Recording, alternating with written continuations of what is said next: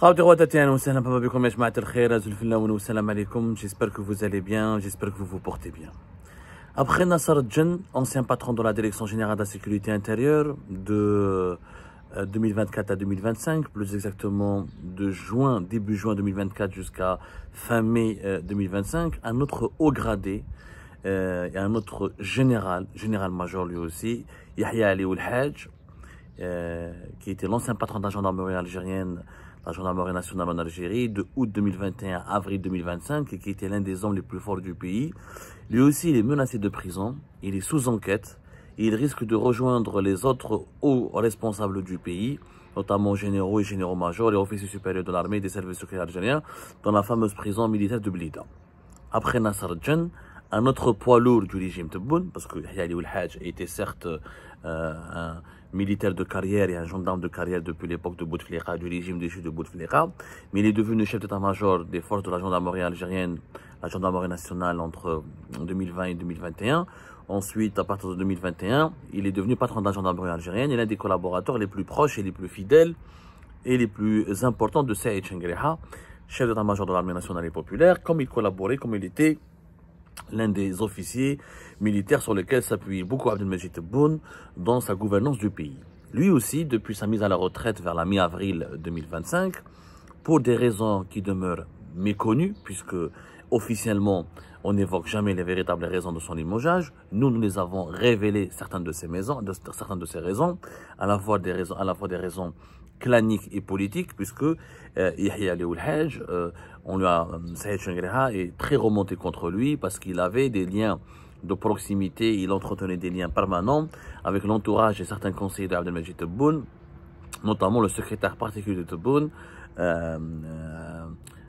Amirouche Hamadash, et Chengreha disons, il est encore plus particulièrement énervé contre Yahya Ali Ould Haj, parce que Yahya Ali Ould Haj aurait enquêté sur un haut responsable du ministère de la Défense nationale, qui s'appelle le général Bousselja, qui est visiblement qui dirige l'inspection générale du ministère de la Défense nationale, et qui serait, lui par contre, un proche et un fidèle de Saïd Chengreha. Donc Saïd Chengreha s'est senti menacé et trahi par Ali Ould Haj, qui collabore, qui développe une proximité troublante aux yeux de Chengreha avec certains conseillers de Tebboune et qui a voulu enquêter sur certains membres importants de l'entourage et de son clan de Chengreha. Donc Chengreha se venge, l'enlève. Dans cette histoire, vous avez bien compris, tout est question de vengeance, de règlement de compte, de considérations politiques personnelles et individuelles. Et l'intérêt général du pays, personne n'en parle, puisque Yahya Ali Ould Haj, et visiblement, selon nos sources, il est bien parti pour rejoindre la prison militaire de Blida parce qu'il est sous enquête. Et bien sûr, comme Nasser Djen, comme tous les autres qui ont fait de la prison, on évoque des affaires de corruption. Donc, comme toujours, quand on veut emprisonner un haut responsable en Algérie, tout est déjà prêt, l'accusation est déjà bien prête, la route elle est tracée, la route elle est balisée, la voie elle est tracée, puisque c'est très facile, tout le monde est corrompu, donc on va dire que c'est à cause de la corruption, à cause de l'enrichissement illicite. Le problème de cette affaire, c'est quoi? D'abord, la malhonnêteté et le mensonge des arguments du pouvoir. Quand on emprisonne les gens pour des corruptions alors qu'ils ont occupé des fonctions importantes, comme Nasser Djen par exemple, qui était à la tête de la Kazan Hantar de 2021 à 2024, ensuite de 2024 à 2025 à la tête de la DGSI, les services de l'enseignement intérieur. Donc pendant ce temps-là, comme pour Ali Ould Haj, qui a dirigé la gendarmerie algérienne de 2021 à 2025, normalement avant de nommer un haut responsable dans le pays, il y a ce qu'on appelle des enquêtes d'habilitation. Les responsables militaires comme politiques, leur nomination, normalement en Algérie, elle est conditionnée par des enquêtes d'habilitation. C'est-à-dire que, avant que le président de la République ne valide ou ne décrète la nomination d'un patron de la gendarmerie, d'un patron des services, d'un ministre, d'un PDG d'une grande compagnie publique qui met son Atrak ou son Algaz ou d'un n'importe quel poste à la tête d'une institution sensible, normalement, c'est ce qu'on appelle les enquêtes d'habilitation. C'est-à-dire que les services de sécurité, DGSN, DGSI et gendarmerie algérienne doivent fournir une enquête détaillée, un rapport détaillé dans lequel ce rapport il est dit où cette personne elle est corrompue ou pas corrompue, est-ce qu'elle a des affaires, est-ce qu'elle a des comportements suspects, est-ce qu'elle est l'auteur de comportements répréhensibles, est-ce qu'elle représente potentiellement un danger sur le plan de la morale et de l'éthique, est-ce qu'elle peut être conforme aux exigences de la morale et de la rigueur. C'est les rapports. Bon, les rapports sécuritaires ne demandent pas au président de prendre un choix. Ils fournissent des données pour que le président de la République fasse un choix. Si Ould Haj était corrompu, alors pourquoi les enquêtes d'habilitation ne l'avaient pas dites? Et si Nasser Al-Jan était un corrompu lui aussi, pourquoi les enquêtes d'habilitation ne l'ont pas dites? Je suis pas en train de les défendre, je suis pas en train de dire qu'ils ne sont pas corrompus, je n'ai pas les preuves qu'ils ne soient pas corrompus, comme je n'ai pas les preuves qu'ils sont corrompus. Enfin, j'ai des indices, j'ai naturellement des informations qui imputent à Ali Ould Haj, comme elle impute à Nasser Al-Jan, des comportements ou des implications ou des engagements ou des participations à certaines manœuvres de corruption, d'enrichissement illicite. Mais pourquoi on les a nommés au départ? S'ils sont des corrompus, les et dans leur nomination, puisqu'ils ne faisaient pas l'affaire, parce que leur profil, ils sont pas devenus corrompus comme ça facilement. Ils sont devenus corrompus parce qu'ils avaient des prédispositions à la corruption. S'ils sont corrompus, c'est qu'ils l'étaient déjà corrompus bien avant. C'est très rare où un responsable devient corrompu lorsqu'il arrive à exercer le pouvoir. C'est que avant même d'arriver au pouvoir, il a franchi des étapes et au cours de ces étapes-là, il s'est comporté de façon immorale où il a eu des manquements graves à l'éthique en termes de corruption. Tout ça pour vous dire que la corruption, c'est encore une fois, comme le fameux proverbe, quand on veut noyer son chien, on dit qu'il a la rage. C'est l'argument bateau.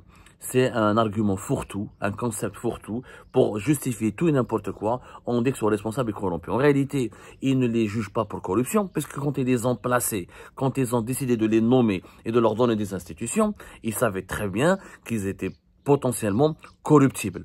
Et ça les a jamais dérangés. En réalité, être corrompu en Algérie, ce n'est pas un défaut, c'est une norme. Tout le monde est en prison pour corruption. Tous les hauts responsables du pays, actuels ou anciens, ont fait de la prison à un moment donné pour des affaires de corruption. Donc tout le monde est corrompu. Donc le corrompu juge le corrompu. Ou l'ex-corrompu va juger l'actuel corrompu, ou l'actuel corrompu qui va condamner un ex-corrompu. Donc ça n'a plus aucun sens. La corruption est un concept fourre-tout politique qui permet aux dirigeants algériens actuels, au régime algérien actuel, d'instrumentaliser la justice pour incarcérer d'anciens hauts responsables, des adversaires potentiels ou d'anciens compagnons qui n'ont plus de place dans le bateau, dans ce navire qui s'appelle le régime algérien et qui est en train de tanguer. Quand il n'y a plus assez de place, on jette les gens par-dessus bord. En réalité, Ould Haj, s'il va rejoindre Nasser Al-Jan en prison, c'est pour les mêmes raisons que pour lesquelles Nasser Al-Jan a été emprisonné. Lesquelles ces raisons? C'est que le régime algérien a peur. L'actuel régime, il paniquait. Il se sent en insécurité. Il a peur qu'on complote contre lui. Il a développé une sorte de paranoïa générale. Aujourd'hui, le régime actuel de Poun et Chenguereha vivent dans une paranoïa générale. Ils se disent que Nasser Al-Jan, il est sorti, il a des dossiers sur nous, il nous connaît, il a travaillé avec nous, il connaît quelques-uns de nos secrets. On ne peut pas le laisser libre comme ça, parce qu'il risque d'entrer en contact avec des personnes tierces. Il pourrait alimenter en information des raisons qui nous sont hostiles. Il pourrait pactiser avec des raisons qui nous sont hostiles. Il pourrait rejoindre l'opposition contre nous. Il pourrait comploter contre nous. Il pourrait être tenté de se venger contre nous qui l'ont enlevé du pouvoir après l'avoir utilisé pour nous renverser. C'est cette paranoïa qui pousse le régime actuel à emprisonner ses propres anciens collaborateurs et les personnes qui ont été loyales. Parce que Nasser Al-Jan, il aime Tebboune. Nasser Al-Jan, je vous dis la vérité, comment Nasser Al-Jan, il sacralisait Tebboune. Pour lui, Tebboune était l'équivalent de Houari Boumediene. La même chose, Ali Ould Haj. Ali Ould Haj, il sacralisait Chenguereha. Pour lui, Chenguereha était, je crois, les grands généraux de l'histoire. Je crois, Jules César. Et il adorait Tebboune. La famille Tebboune était en contact régulier avec Ould Haj. Les conseillers de Tebboune étaient en contact régulier avec Ould Haj. Ali Ould Haj ne refusait pas, mais quand on lui dit, quand on lui dit tuer une mouche, il va tuer une mouche. Quand on lui dit égorger un coq, il va égorger un coq. Tout ce qu'on lui disait, il l'exécutait. Parce qu'il adorait Chenguereha et Tebboune, parce qu'il les servait loyalement et parce qu'il pensait que sa carrière, que ses intérêts, que ses ambitions dépendaient du maintien de la longue vie et de la longévité au pouvoir de Chenguereha et de Tebboune. Donc, mais comme il a été écarté parce qu'il a déçu ses supérieurs ou parce qu'il est entré, on va dire, il a mal manœuvré, il n'a pas su gérer la délicatesse des rapports de force au sein du système et peut-être qu'il a franchi certaines lignes rouges, on ne peut pas aujourd'hui le garder en liberté parce que ça fait 4 ans qu'il était partant de la gendarmerie, il a beaucoup de dossiers, il a beaucoup de données, il connaît beaucoup de monde. Et il risque éventuellement de rejoindre un complot contre les actuels dirigeants pour les renverser. C'est la peur du complot. Vous devez comprendre qu'en ce moment, l'Algérie ne va pas bien du tout parce que les principaux décideurs, les Chenguereha, Abdelmadjid Tebboune, vivent en permanence dans la peur du complot. Ils pensent qu'il y a des gens qui veulent les renverser, qui veulent leur prendre le pouvoir, qui veulent les déloger, qui veulent se venger contre eux et qui vont se retourner contre eux et qui sont en danger. Il y a une insécurité générale. Un régime qui emprisonne tout le monde pour n'importe quelle de façon aussi expéditive, de façon aussi arbitraire, de façon aussi violente. Il ne se contente pas d'emprisonner ses propres opposants. Parce que Saïda Narza, Nasser Djen, ou Ali Oulhaj, ou les gens qui sont rentrés en prison, n'étaient pas des opposants. Ils n'étaient pas des opposants. Ce sont des piliers du pouvoir. Saïda Narza, elle était la copine de Tebboune. Nasser Djen était le serviteur, le loyal collaborateur et le loyal directeur des services secrets d'Abdelmajid Tebboune. Rappelez-vous, la grande mosquée d'Alger. La grande mosquée d'Alger, fait l'Aïd 2024, l'Aïd Saghir. Quand Tebboune dit à Nasser Djen, c'est Nasser. Donc il y avait une proximité, il y avait une confiance. Ali Yahya Oulhaj, c'était le patron, le très gentil serviteur et très zélé patron de la gendarmerie algérienne de Chengriha et de Tebboune. Mais comme ils n'ont plus besoin d'eux, comme les tâches pour lesquelles ils étaient, les missions qui leur ont été assignées ont été accomplies, comme ils se sont mal comportés, comme ils ont déçu, et comme ils sont devenus usés, et comme ils ne donnent plus satisfaction, on se débarrasse d'eux. Mais on ne peut pas les laisser à la retraite, puisqu'ils savent trop, puisqu'ils, comme tout dirigeant algérien, quand il quitte le pouvoir, il est frustré, il est déçu, il est remonté, il est exaspéré au pardonnez-moi, vraiment, la situation du pays devient tellement inquiétante que ça nous rend malade. Ça nous rend vraiment malade. Donc, les laisser en liberté, laisser la liberté de circulation et de manœuvre pour Ali Yahya Oulhaj ou pour Nasser Djen est dangereux pour l'actuel régime. Parce qu'il est persuadé que des complots seront fomentés contre lui. Pourquoi cette peur, cette angoisse? D'abord, une conjoncture internationale extrêmement hostile. Le régime algérien, il a peur de finir comme Bachar al-Assad, à savoir des puissances régionales et mondiales vont utiliser des relais locaux pour le renverser, comme ça s'est passé avec Bachar al-Assad. Conjoncture internationale extrêmement compliquée, ils sont entourés d'ennemis, des crises avec les partenaires les plus importants du pays. Donc le régime actuel se sent menacé de partout. Deuxièmement, une conjoncture socio-économique en Algérie extrêmement difficile. Une misère sociale, manque d'argent, manque de recettes, on en a parlé tout à l'heure, ce qui fait que il y a plus de moyens pour acheter la paix sociale. Parce qu'avant, le régime de Bouteflika, pourquoi il ne craignait pas d'être renversé? Parce qu'il achetait tout le monde. L'armée, les généraux étaient bien payés. Quand ils sortaient de leurs fonctions, ils pouvaient faire du business et créer des sociétés à travers leurs enfants, leurs familles, etc. Les oligarques, ils arrosaient tout le monde. L'économie fonctionnait. Les emplois, ça a été créé. Il y avait l'enseigne, il y avait l'engin. Ça bougeait. Les importations, ça sortait, ça rentrait. Le pays vivait bien. Mais comme aujourd'hui, il n'y a plus de moyens, il n'y a plus de ressources financières, que la politique économique, elle est désastreuse et qu'elle a suscité énormément de déficits et l'épuisement des réserves de change du pays, on ne peut pas acheter la paix sociale. Quand on ne peut pas acheter la paix sociale, on ne peut pas acheter la paix politique. Parce que la paix sociale, le régime ne l'achète pas uniquement avec la population. Les simples mortels, ils l'achètent aussi avec ses hauts responsables. Quand ils partent à la retraite, s'ils n'ont pas de business, s'ils n'ont pas d'avantage, ils rigolent qu'ils dorment à l'ENA. Ils voudront nous prendre le pouvoir. Donc, c'est aussi la paix sociale, ça achète la paix politique. Avec les caciques du régime, quand ils quittent leur fonction, ils deviennent des businessmen, où ils ont des rentes, où ils ont des business avec des prêtements, avec leurs enfants et leurs fils, qui leur permet de vivre agréablement. Donc, il y a plein, ce n'est pas possible. Et troisièmement, c'est qu'il y a un bouillonnement. Tebboune et Chengriha savent très bien que la population commence à être en colère, que la population est totalement dégoûtée, que le pays est en colère. Il y a une colère profonde, elle est silencieuse, latente, mais elle est profonde. C'est le retour du Hirak. Tebboune et Chengriha ils ont un objectif, c'est d'empêcher à tout prix le retour du Hirak, empêcher toute contestation. Sauf que le Hirak, pour eux, ne peut pas être enclenché s'il n'y a pas au sein du pouvoir des dynamiques et des contestations internes qui pourront mener vers l'enclenchement d'une contestation générale dans la rue et de mobiliser la population. Donc pour eux, pour empêcher le Hirak, pour empêcher une rébellion interne au sein du système, pour empêcher que les puissances étrangères n'utilisent des anciens responsables du régime comme des relais locaux pour renverser le pouvoir, eh ben ils mettent tout le monde en prison. Tout le monde va aller en prison. À ce rythme-là, plus personne n'aura en Algérie. Il n'y aura que des prisonniers. Vous allez voir que aujourd'hui en Algérie, n'importe qui va aller en prison. Mon Nasser Djen, potentiellement, mon général Oulhaj, le général major Oulhaj, il y aura d'autres personnes, d'autres hauts gradés, Saïda Narza, leurs copains, leurs copines, leurs amis, leurs anciens collaborateurs, leurs anciens chefs de la gendarmerie, de la police, des services secrets, tout le monde peut aller en prison.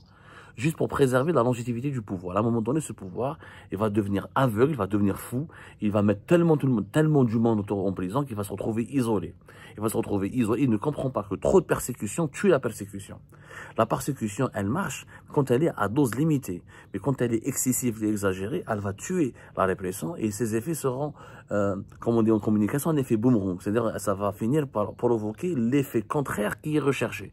À un moment donné, trop de répression, les gens ont peur, mais l'angoisse va céder la place à la révolte, et la révolte pourrait enclencher des conflits internes au sein du régime et des rébellions internes au sein du régime qui pourraient le menacer sa stabilité. Donc cette politique arbitraire de mettre tout le monde en prison, c'est un aveuglement qui peut se paraître efficace pour les décideurs actuels, Tebboune Chengheleha notamment, mais dans à court terme, dans 2-3 ans, ça peut s'avérer catastrophique, puisque ça peut créer un réservoir de colère et de frustration et d'injustice, et ça peut pousser des réseaux au sein de l'armée, comme au sein de l'État profond, comme au sein de l'État, de l'administration de l'État, à des réseaux de rébellion qui vont essayer à tout prix de se défendre pour renverser ce pouvoir. À un moment donné, quand tout le monde verra Nasser Djen Fil Habs, ou le Hajj va aller en prison, Saïd Anarza en prison, toutes les personnes qui étaient proches de Tebboune et de Chengheleha ont fini en prison.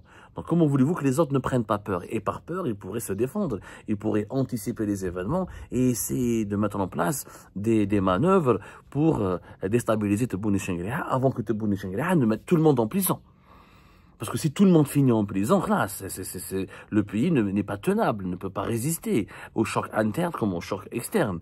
À un moment donné, cette logique d'incarcération brutale et arbitraire, elle finira par faire gripper la machine interne, la machine politique interne du régime algérien. Et là, des divisions importantes vont émerger et de ces divisions pourrait jaillir une grande crise d'instabilité et d'insécurité interne, ce qui va menacer potentiellement la sécurité nationale. Et c'est pour ça que nous tirons la sonnette d'alarme et nous appelons les actuels décideurs à revoir leur copie et à trouver un autre traitement de l'angoisse et à accepter qu'un jour ou l'autre ils devront partir, qu'un jour ou l'autre des successeurs leur seront trouvés et que le pouvoir n'est pas éternel. Il est illusoire, mais il n'est pas éternel.